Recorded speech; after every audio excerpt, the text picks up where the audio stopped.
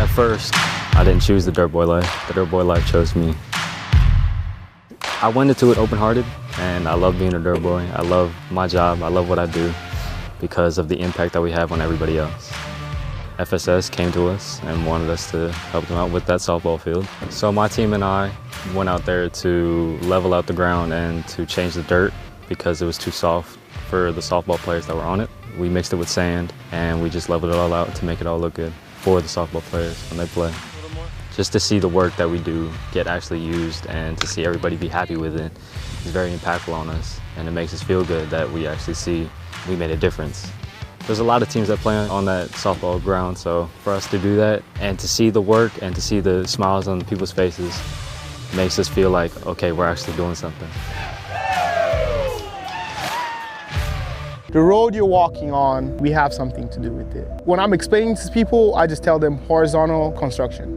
Everything horizontal, being roads, bridges, sidewalks. We do the dirty work. It's a lot of hard work. Sometimes we're called to put in a lot of hours. We do a lot of fixing. We fix a lot of stuff. We do concrete, we do digs we assist other jobs in CE and in fact, base-wide. You can't take off without us. If you have problems with your runway, I don't see how your planes can take off because we do a lot of maintaining on the runway. If it involves the ground, we're the people to call. I'm happy. I might sound cliche, but I really love my job. When I come home at the end of the day and I look as dirty as I do, there's nothing that someone would look at and be like, oh, that's really cool. But in me, at the end of the day, what I do every day is cool. It doesn't matter what in particular. The most rewarding part is seeing the reaction of people, the requesters, and how much they're satisfied with the job. Every day it blesses you with satisfaction because it's not just when you're done with the job. You're going to be around this area. I'm going to drive past here again another time, even if I'm not on this job, and I'll get to relive that satisfactory feeling at the end of the day, like, oh, I did that, we did that. Primarily, our first and most important thing that we do is keep airplanes in the air. And we do that by maintaining runways through spall repair, either partial depth or full depth spall repair.